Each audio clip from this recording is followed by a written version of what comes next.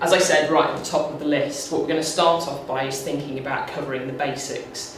And what I mean by that is thinking about things such as the audience. So this is very much the first place that we start, and we think about, well, actually, what do we need to consider when we're looking at a group of people? It may not necessarily be a large audience like this that you're presenting to. It may be a group of 5, 10 people. It may also be in a meeting context, because a lot of the time people forget that when you're in meetings, that's just as much an element of presentation as it is when you're standing up in front of a group of people in a room. So some of the basics to consider about the audience.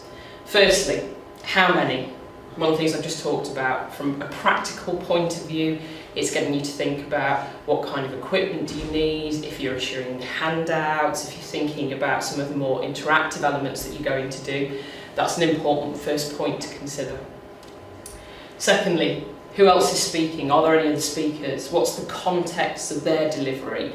How does your subject fit in with that? Does it fit in with that, or is it a completely different topic?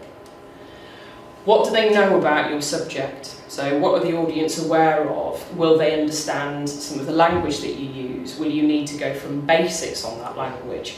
Will they have an understanding of the context that your talk is in? What's the most appropriate style? Is your audience expecting very formal presentation? Is it a more informal situation? Does, again, some of these elements above, the size of the group, the type of speakers who are available, does that impact your most appropriate style? What mood are your audience in? This can be a really difficult balance, I suppose, between, is it post-lunch, is it first thing in the morning, is it last thing at the end of the day? I often say to people that if you try and actually break down into small sections the times of day that are really optimal, they're actually really, really tiny.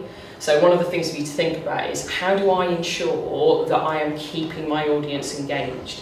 How do I ensure that no matter what the circumstance may be, that the audience is still taking on board the information that I'm sharing? What has already been said? So a little bit tied back to any of the speakers at the top there. What is the information that's being conveyed already? Does that information have an impact? Does that information contradict what you're saying? Does that matter? So thinking about that and thinking about finding out what you can before you go. Who is speaking directly before you? Are they going to link to you? Is somebody else doing the introducing? How is the structure going to work so you can ensure that you are delivering in the best way to the audience that you've got in front of you? And also, and almost the first and the last, what is the audience expectation? What are they expecting to get from you? What are they expecting to learn? Is it a reminder of old information? Is it new information? What does that look like? So considering all of these things from that basic premise of what do your audience want? What are they expecting?